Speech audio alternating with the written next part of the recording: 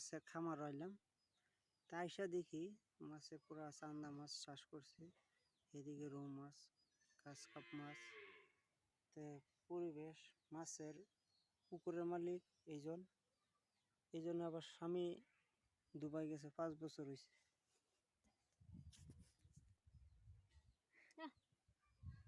তো এই জন্য আপনারা দেখতেছেন, এদিকে দেখেন, মুখটা দেখাইলাম না, তা তো স্বামী দুবাই আছে।